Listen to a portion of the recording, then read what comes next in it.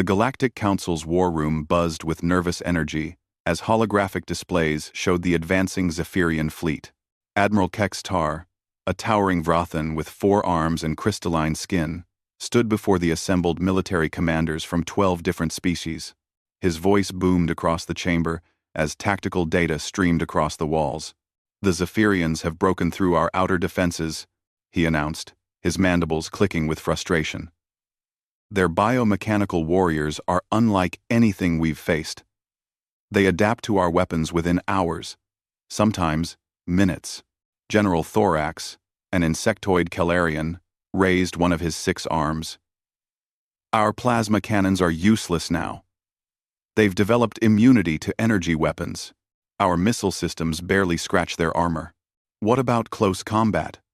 asked Commander Zelith, her serpentine Nagan form coiled around her command chair.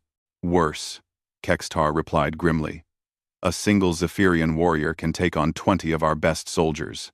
They're faster, stronger, and their regeneration capabilities make them nearly impossible to kill in traditional combat." The room fell silent as the weight of their situation settled in. The Zephyrian Empire had been expanding for decades, consuming entire star systems. Their warriors were the stuff of nightmares, towering creatures that stood 12 feet tall, with biomechanical enhancements that made them living weapons. They could survive in the vacuum of space, regenerate lost limbs, and their claws could slice through battle armor like paper. "There must be something," whispered Dr. Yilan, the chief science officer. Her tentacles writhed nervously as she accessed her data pad. "Some weakness we haven't found. We've tried everything," Kex-Tar said, his voice heavy with defeat. "Chemical weapons? Biological agents? Electromagnetic pulses? Quantum disruptors? Nothing stops them for long." That's when the chamber doors hissed open, and a small delegation entered. The other species barely glanced up until they realized something unusual. These newcomers were tiny by galactic standards, standing barely 6 feet tall, with soft, pale skin and strange hair covering their heads. Humans? General Thorax's compound eyes focused on the small group. "What are you doing here?" "This is a military strategy meeting." Ambassador Sarah Chen stepped forward, her calm demeanor contrasting sharply with the panic in the room. Behind her stood 3 figures in strange, earth-toned uniforms that seemed oddly primitive compared to the advanced armor worn by other species. "We're here to help," she said simply. The room erupted in various sounds, clicks, hisses, and electronic warbles that served as laughter among the different species. "Help?" Kex-Tar's voice dripped with condescension. "Humans, you're one of the youngest species in the Council. You've been part of the galactic community for less than 50 years. What could you possibly offer that our combined militaries cannot achieve?" Sarah remained calm. "We'd like to propose sending our special forces to assist in the defense." This time, the laughter was more pronounced. Commander Zelith uncoiled slightly, her scales shimmering with amusement. "Your special forces? We've seen your human soldiers. They're adequate for police actions and minor conflicts. But these are Zephyrian warriors we're talking about." One of the humans behind Sarah stepped forward. He was unremarkable by most standards. Average height, weathered face, quiet eyes. His name tag read, Sergeant Murphy. When he spoke, his voice was soft but carried an edge that made several commanders pause. "What's the longest confirmed kill shot your snipers have made?" he asked. The question seemed to confuse the assembled aliens. General Thorax consulted his datapad. "Our Calarian precision shooters can eliminate targets at up to 2 kilometers with plasma rifles." "Impressive," Murphy nodded. "What about you?" "Vrathan marksmen are trained to 3 kilometers with quantum bolt weapons," the Admiral replied proudly. "And the Zephyrians? They don't use ranged weapons," Dr. Yilan interjected. "They consider it cowardly. They prefer close combat, where their physical advantages are overwhelming." Murphy exchanged a look with the other 2 humans. "How close do they usually get before engaging?" "Within a few hundred meters," Commander Zelith answered. "They move incredibly fast. By the time you see them, They're almost on top of you. I see. Murphy was quiet for a moment. And your longest-range weapons can reach 3 kilometers. Yes, though accuracy drops significantly beyond 2 kilometers, Kextar admitted. What if I told you that human snipers regularly make kills at distances over 2 kilometers, and our record holder took out a target at nearly 3.5 kilometers? The laughter had stopped. Now, there was only confused silence. Impossible, General Thorax said flatly. No organic being has that kind of precision. Your weapons must be vastly superior to ours. The third human stepped forward and unslung something from his back. The assembled commanders stared at what appeared to be an impossibly primitive weapon. A long metal tube with glass lenses and a wooden stock. This is a rifle, the human said. His name tag read, Staff Sergeant Williams. It fires a small metal projectile using chemical propulsion. Dr. Yilan's tentacles curled in disbelief. Chemical propulsion? You mean explosions? That's technology we abandoned millennia ago. The projectile weighs less than 30 grams, Williams continued. No energy signature, no heat trace, no electromagnetic field. Just a piece of metal moving. Really, really fast. How fast? Kextar demanded. About 800 meters per second. The silence stretched longer this time. Finally, Commander Zeleth spoke. That's barely faster than our ancient kinetic weapons. Those are museum pieces. The difference, said the third human, whose name tag read Master Sergeant Thompson, isn't in the weapon. It's in the shooter. He gestured to Williams, who had begun assembling something complex. Sergeant Williams here can put a bullet through a target the size of a dinner plate at 1,500 meters in a crosswind, while accounting for the rotation of the planet, humidity, air pressure, and temperature variations. That's absurd, General Thorax declared.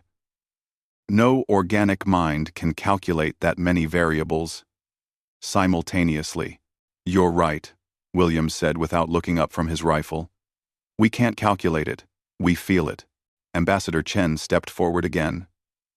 Humans have been hunting and fighting with projectile weapons for thousands of years, before we had computers, before we had energy weapons, before we even had gunpowder. We were throwing rocks and shooting arrows with deadly accuracy. We evolved as persistence hunters, Thompson added. We didn't run down our prey with speed or overpower it with strength. We tracked it. We waited. We struck from a distance when it least expected it. This is ridiculous, Kextar's voice carried clear dismissal. You're talking about hunting animals, not fighting an advanced military force. The principles are the same, Murphy said quietly. Patience. Precision. One shot. One kill. Dr. Yilan had been studying the rifle with scientific fascination. Even if your accuracy claims are true, what good is one kill? These Zephyrian warriors travel in groups of hundreds. Ma'am, Thompson said respectfully. We don't travel alone either. Sarah Chen activated a holographic display. The human military contribution would be specialist sniper teams. Small units, highly trained, operating at extreme range. How small? Commander Zeleth asked. 2-person teams. A shooter and a spotter. The alien commanders looked at each other with expressions that clearly conveyed their thoughts. This was either a joke or an act of desperation. Let me understand this correctly, Admiral Kextar said slowly. You want to send pairs of humans with primitive kinetic weapons against an enemy that has defeated our combined fleets? Yes, sir, Murphy replied. And you think you can succeed where energy weapons, plasma cannons, and quantum disruptors have failed? Yes, sir. Because you throw rocks well? Murphy's expression didn't change. Because we've been killing things from a long way away since before your species discovered fire. The tension in the room was thick enough to cut. Several commanders were clearly offended by the human's audacity. Others seemed merely confused. General Thorax leaned forward. Even assuming your accuracy claims are valid, kinetic rounds can't penetrate Zephyrian armor. Standard kinetic rounds. No, Williams agreed. But we've developed some interesting variations.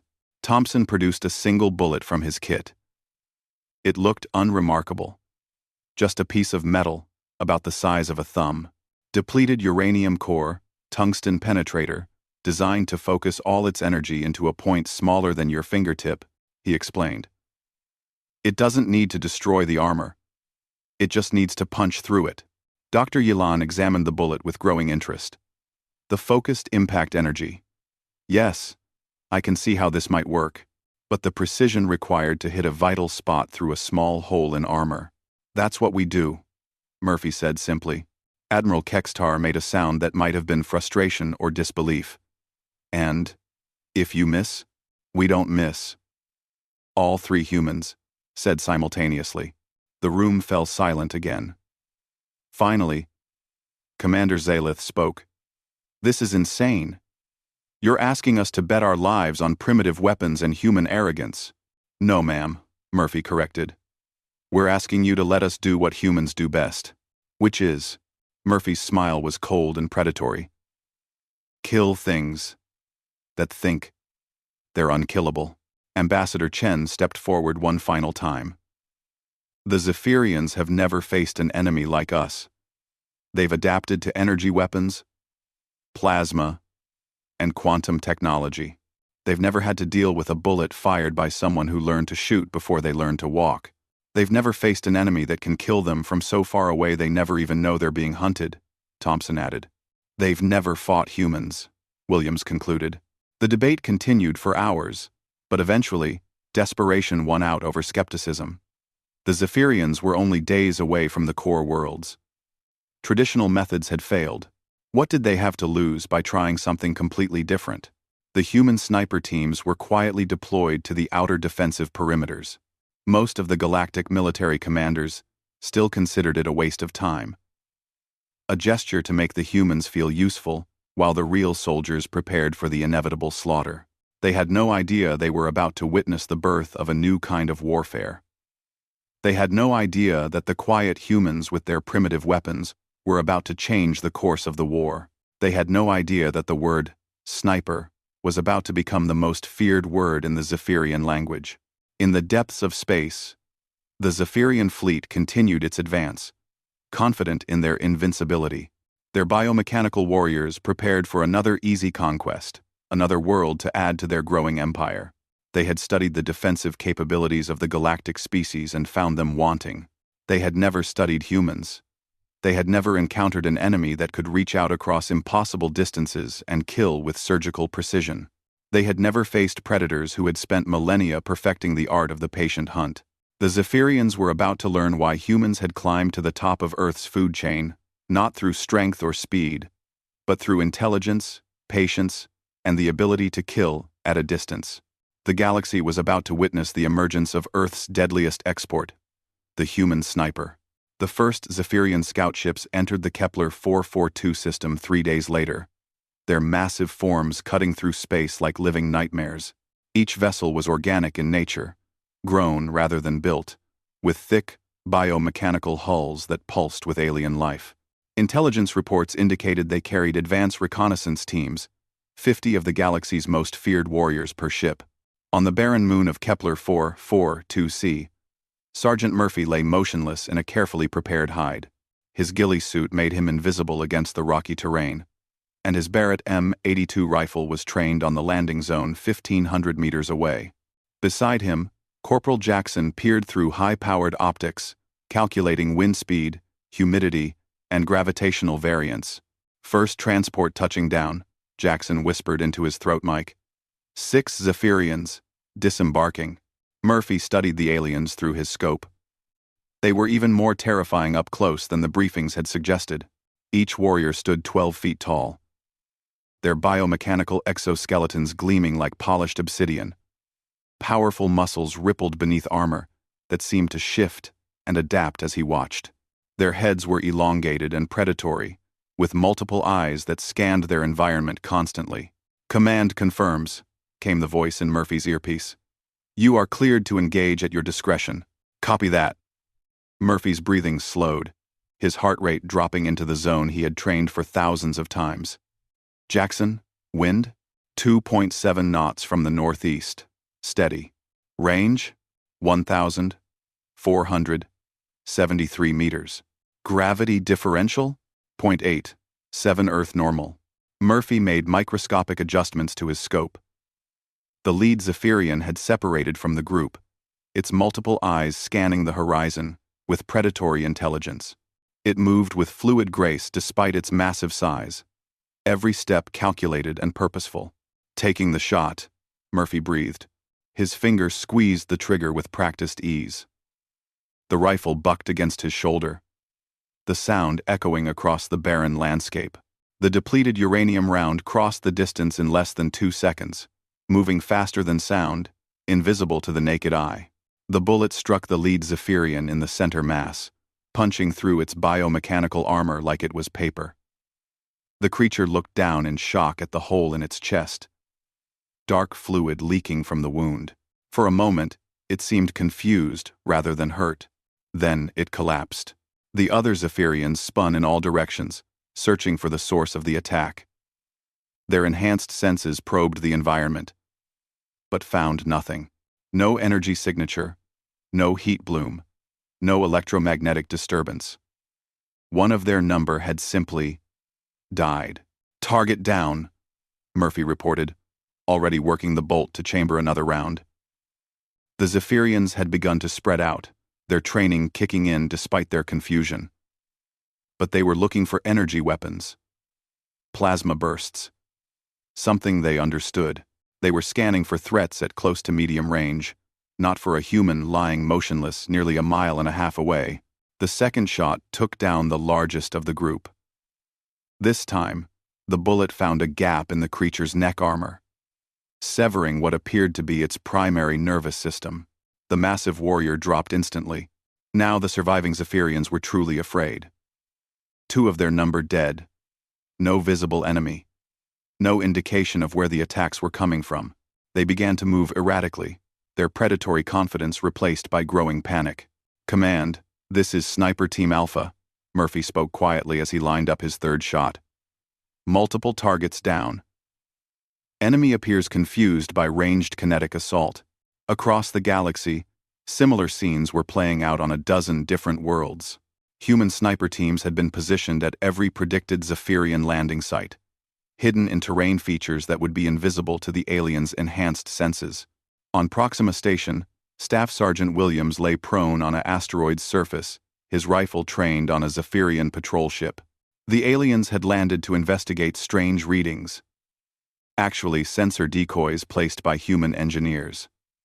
As they emerged from their vessel, Williams began methodically eliminating them, one by one. His first target never knew what hit it. The second managed to look around wildly before Williams's bullet found its mark. By the third kill, the remaining Zephyrians were in full panic mode, running for cover that didn't exist. "This is impossible," one of them snarled in their guttural language, unaware that human linguists had already broken their communication codes. Where are they shooting from? The answer was 2 kilometers away, from a position the Zephyrians would never think to check. Williams adjusted his aim and fired again. Meanwhile, on the mining world of Vega Prime, Master Sergeant Thompson had turned a Zephyrian scouting mission into a nightmare. The aliens had been confident as they surveyed what they believed would be their next conquest. Their biomechanical armor could adapt to energy weapons, their regeneration could heal most wounds, their speed and strength were legendary. None of that mattered when Thompson's bullet struck the commander between the eyes at 1,800 meters. The psychological impact was immediate and devastating. The Zephyrians had built their empire on the certainty of their own invincibility. They had adapted to every weapon, defeated every enemy, conquered every world that stood against them. Now, for the first time in their history, they were dying to an enemy they couldn't see, couldn't fight, couldn't even comprehend. Back on Kepler 442c, Murphy had eliminated 4 of the 6-member patrol. The remaining 2 Zephyrians had found what they thought was cover behind their landing craft. But Murphy's elevated position gave him clear angles on both targets. "Jackson, mark the one on the left." Marked. Range 1,520 meters. Murphy's shot was perfect, catching the alien as it tried to peer around the ship's hull. The bullet punched through its skull with surgical precision. The last Zephyrian broke. All of its warrior training, all of its biomechanical enhancements, all of its predatory instincts, collapsed in the face of an enemy it couldn't understand. It began broadcasting distress calls on all frequencies, its voice thick with panic. Unknown attackers using primitive kinetic weapons. It transmitted. Extreme range, impossible accuracy. Request immediate extraction. But there would be no extraction. Murphy's final shot ended the transmission mid-sentence. Command: This is Sniper Team Alpha. Landing zone clear. All targets eliminated. The response came not from human command, but from Admiral Kextar himself, his voice filled with disbelief. Sergeant Murphy, confirm your report. You eliminated 6 Zephyrian warriors? Confirmed, sir. 6 targets down. No friendly casualties. From what range? Average engagement distance approximately 1,500 meters, sir. There was a long pause. When Kextar spoke again, his tone had changed completely. Sergeant, we're receiving similar reports from all sniper positions. How is this possible? Murphy began breaking down his rifle for extraction. Sir, the Zephyrians have never faced an enemy like us. They've adapted to energy weapons, because energy weapons follow predictable patterns. Plasma bolts travel at known velocities. Quantum disruptors have specific signatures. Missile systems can be tracked and intercepted. He secured his equipment and began moving toward the extraction point. But a bullet is just a piece of metal. No energy signature, no electronic components, no way to track it until it's already hit the target. And by the time they hear the gunshot, the bullet arrived almost 2 seconds earlier. But the range, the accuracy. Sir, I've been shooting since I was 8 years old. I learned on my grandfather's farm, hunting deer at 500 meters with open sights. Military training taught me to extend that range and improve the precision. But the fundamentals are the same. See the target, account for environmental factors, control your breathing, squeeze the trigger. Across the combat zone, similar conversations were taking place as human sniper teams reported successful engagements. The Zephyrians' psychological advantage was crumbling as word spread through their ranks that the seemingly invincible warriors were being picked off by invisible enemies. Dr. Yilan, monitoring communications from the command ship, was documenting something unprecedented in galactic warfare. Admiral, the Zephyrian comm chatter has changed completely. They're using words we've never heard before. Fear, uncertainty, retreat. Retreat? General Thorax's compound eyes focused intently. Zephyrians don't retreat. They do now, Commander Zeleth observed, studying the tactical displays. Look at their formation patterns. They're clustering together, seeking cover, moving erratically. These aren't the movements of confident predators. The change was dramatic and immediate. For the first time in their military history, Zephyrian warriors were hesitating before leaving their ships. They were scanning long ranges instead of focusing on close combat. They were afraid. But the psychological warfare was just beginning. Human command had anticipated this moment and prepared accordingly. As the scattered Zephyrian survivors tried to regroup, they began receiving broadcasts on their communication frequencies. The voice was calm, professional, and delivered in perfect Zephyrian. Attention, Zephyrian forces. You have entered human hunting grounds. You are being tracked by human snipers. Every step you take is being watched. Every breath you take is being counted. Every heartbeat brings you closer to your death. The message repeated every 60 seconds, a constant reminder that somewhere, at a distance they couldn't comprehend, human eyes were watching them through rifle scopes. On the Zephyrian command ship, War Leader Thax studied the tactical reports with growing alarm. In the span of 6 hours, they had lost contact with 12 advanced scout teams, 38 warriors, dead or missing, with no indication of how they had been killed. "What do we know about these humans?" he demanded. His intelligence officer's biomechanical tentacles writhed nervously. "Very little, war leader.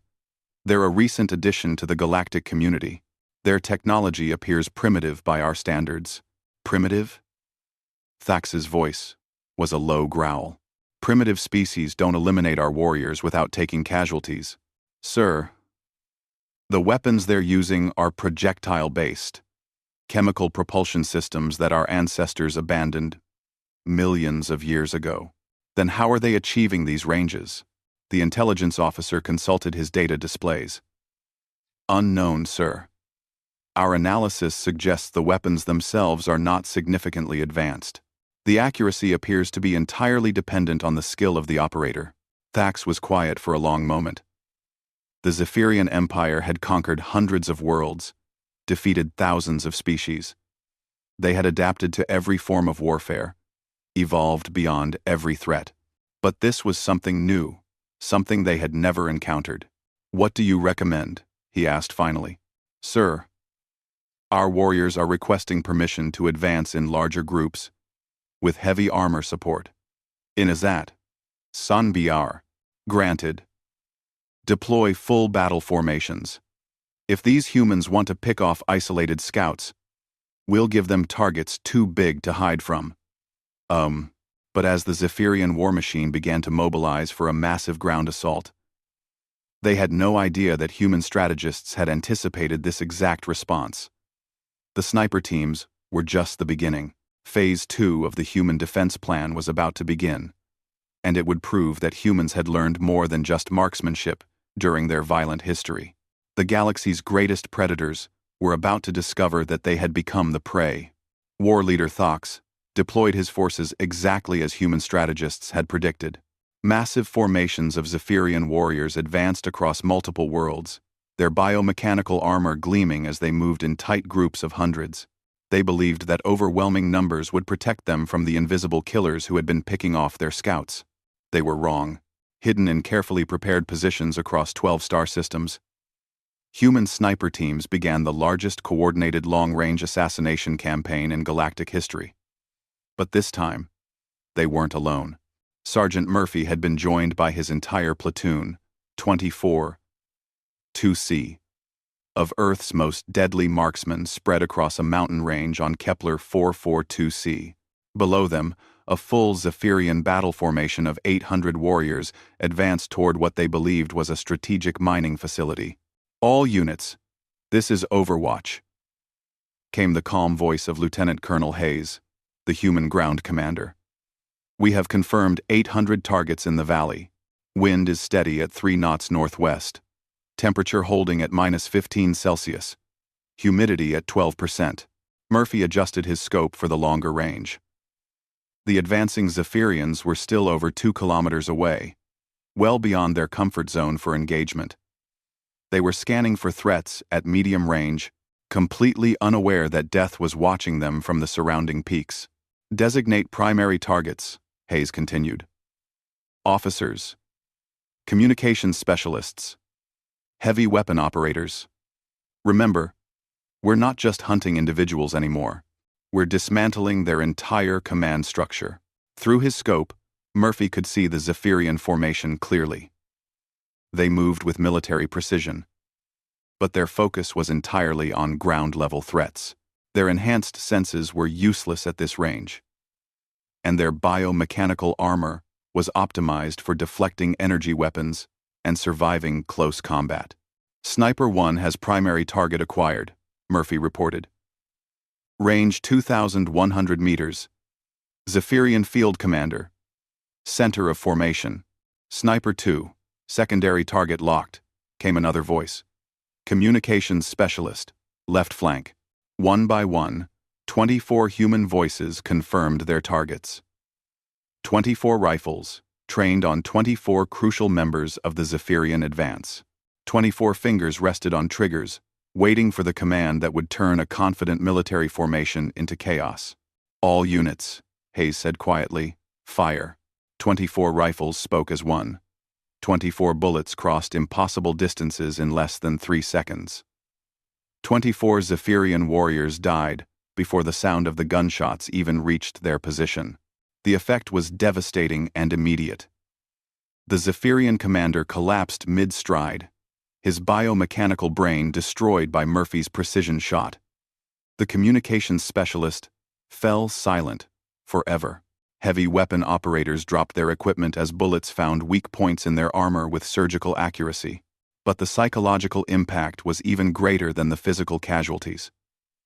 In a single moment, the Zephyrian formation lost its leadership, its coordination, and its confidence. Warriors who had never known fear suddenly found themselves facing an enemy they couldn't see, couldn't fight, couldn't even comprehend. Reload and acquire new targets, Hayes ordered. Focus on anyone trying to take command. The human snipers worked with mechanical precision, cycling their bolt-action rifles and acquiring new targets. Below them, the surviving Zephyrians were beginning to panic.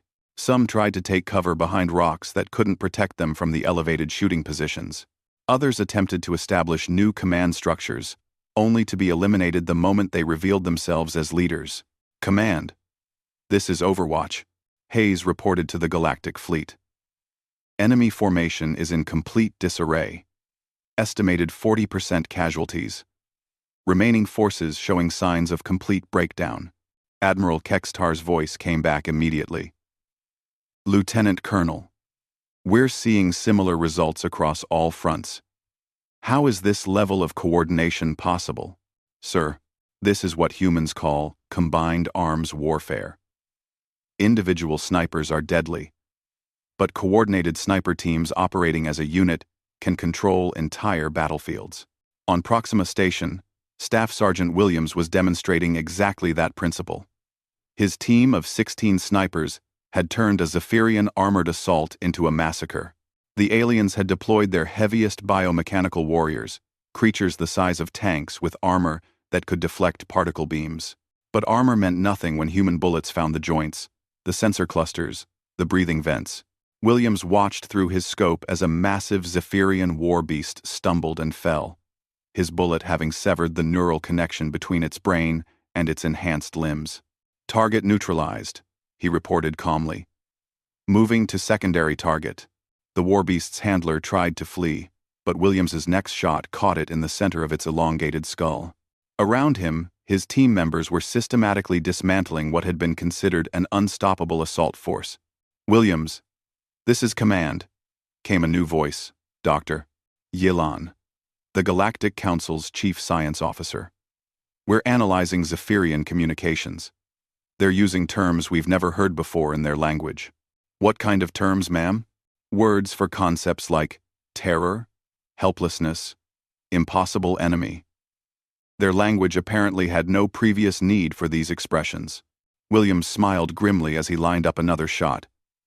Ma'am, I'd say their education is just beginning, but the most devastating blow to Zephyrian morale was yet to come. On the fortress world of Vega Prime, Master Sergeant Thompson had been tasked with something unprecedented, eliminating a Zephyrian War Alpha, one of their legendary super warriors. The War Alpha stood 15 feet tall, its biomechanical enhancements making it a living weapon. Its armor was twice as thick as normal warriors. Its regeneration capabilities were legendary, and its combat record included single-handedly destroying entire enemy battalions. Thompson studied the creature through his scope from a distance of nearly 3 kilometers. At this range, environmental factors became critical. Wind shear at different altitudes, the rotation of the planet, even the gravitational pull of the system's twin moons had to be calculated perfectly. Spotter, I need everything you've got, Thompson whispered to Corporal Martinez beside him. Martinez worked frantically with his instruments. Wind at target zone is variable. Surface level 2 knots southwest, but we've got crosswinds at 800 meters altitude coming from the northeast at 5 knots. Planetary rotation adds 1.2 meters of drift at this range. Gravitational variance from the moons? Minimal. 0.03 meters vertical adjustment. Thompson made microscopic adjustments to his scope. The War Alpha was moving slowly through what had been a human settlement, its massive head scanning for threats. It moved with absolute confidence, secure in the knowledge that nothing in the galaxy could threaten it at long range. Range to target? 2,947 meters. Thompson's breathing slowed. At this distance, he was pushing the absolute limits of human marksmanship. The bullet would take over 3 seconds to reach the target. Time enough for 100 things to go wrong. Taking the shot. The rifle bucked against his shoulder. For 3 eternal seconds, the bullet traveled through space, climbing and falling in a perfect parabolic arc, adjusting for every environmental variable that human knowledge could calculate. The War Alpha looked up at the last second, some instinct warning it of danger. But it was far too late. The depleted uranium round struck it precisely in the center of its elongated skull, punching through armor that could withstand plasma cannons and quantum disruptors. The legendary super warrior collapsed like a felled tree. The silence that followed was absolute. Every Zephyrian within sight range stopped moving, stopped breathing, stopped believing in their own invincibility. If a War Alpha could be killed by an invisible enemy at impossible range, then nothing was safe. "Command, this is Thompson," he reported quietly. "War Alpha neutralized." The response came not from human command, but from Admiral Kextar himself. "Sergeant Thompson, did you just confirm elimination of a Zephyrian War Alpha?" "Yes, sir. Single shot, clean kill." "At what range?" 2,947 meters, sir." The comm channel was silent for several seconds. When Kextar spoke again, his voice carried a tone of awe. "Sergeant, that's the longest confirmed kill shot in recorded galactic history. Sir, it's only Tuesday." But the true impact of the human sniper campaign wasn't measured in individual kills, or even in tactical victories. It was measured in the complete psychological collapse of an empire that had never known defeat. Across 12 star systems, Zephyrian forces were abandoning their positions. Warriors who had conquered dozens of worlds were fleeing from an enemy they couldn't see or understand. Their biomechanical enhancements, their regeneration capabilities, their superior strength and speed, none of it mattered when death could reach them from distances they had never imagined possible. War leader Thax received the reports with growing disbelief. In 72 hours, his invasion force had been reduced from a conquering army to a collection of terrified refugees. The humans had eliminated over 3,000 warriors without losing a single soldier. "Sir," his intelligence officer reported, his biomechanical tentacles trembling with fear. "The humans are transmitting on all frequencies." "What are they saying?" "Sir, they're offering us terms of surrender." Thax stared at the communication display in shock. No species had ever offered terms to the Zephyrian Empire. They were the ones who dictated surrender conditions. The human transmission was simple and direct. "Zephyrian forces, you have entered human space and engaged human defenders. You have learned the price of aggression against our species. You will withdraw immediately from all occupied territories and return to your home systems. Any Zephyrian military vessel that remains in this sector after 72 hours will be considered a hostile target and engaged accordingly." "How?" Thax whispered. "How did a primitive species defeat our greatest warriors?" His intelligence officer consulted his data files. "Sir, our analysis suggests that humans evolved as persistence hunters on their home world. They developed extraordinary patience, precision, and the ability to kill prey from great distances. But we're not prey," Thax snarled. "We're the apex predators of the galaxy." "Sir," the intelligence officer said quietly. "Apparently, not anymore." The Zephyrian withdrawal began immediately. Across the combat zone, the galaxy's most feared warriors abandoned their positions and fled for their ships. They left behind equipment, wounded comrades, and most importantly, their reputation for invincibility. The galactic community watched in stunned amazement as ships that had terrorized star systems for decades limped away from human space, with their hulls scarred and their crews demoralized. In the aftermath, Admiral Kextar stood before the Galactic Council and delivered a report that would change military doctrine forever. The human intervention was decisive and total, he announced. Using primitive kinetic weapons and tactics developed over thousands of years of hunting and warfare, small teams of human marksmen eliminated entire Zephyrian formations without sustaining casualties. How many humans were involved in the defense? Asked General Thorax. 72 snipers, sir. 36 two-person teams deployed across 12 star systems. The silence in the council chamber was profound. 72 humans had defeated an invasion force of 50,000 Zephyrian warriors. Dr. Yilan stepped forward. Admiral, what was the average engagement range for these human snipers? Between 2 and 3 kilometers, Doctor. Some engagements exceeded that distance significantly. And accuracy, 100%, ma'am. The humans achieved a perfect kill ratio. Every shot fired resulted in an enemy casualty. Ambassador Chen rose from the human delegation. Honored counselors, the Zephyrian Empire built their power on the belief that they were the ultimate predators. They had never encountered a species that hunts the way humans hunt. She gestured to the tactical displays, still showing the withdrawal routes. On Earth, we have a saying. You can run, but you'll only die tired. It means that once a human hunter marks you as prey, distance and time are your enemies, not your allies. Commander Zelith's serpentine form coiled thoughtfully. Ambassador, what prevents humans from using these capabilities against other council members? Chen's smile was diplomatic but carried an edge. Commander, humans prefer peaceful cooperation with our allies, but we remember our enemies very, very well. The Council voted unanimously to accept humanity's full membership and immediately began negotiating defense pacts. The Zephyrian Empire, meanwhile, issued an unprecedented formal surrender and agreed to pay reparations for their attempted invasion. In the months that followed, human sniper became the most requested military specialty in the galaxy.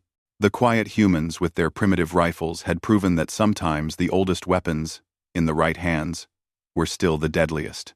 And somewhere in the depths of space, War Leader Thax transmitted a final message to the Zephyrian High Command. Recommendation: avoid human space at all costs. These beings are not prey. They are apex predators disguised as peaceful explorers. Engaging them in combat is inadvisable. The message ended with a phrase that would become legendary throughout the galaxy. The humans hunt from distances that make gods weep. The age of Zephyrian dominance was over. The age of human marksmanship had begun.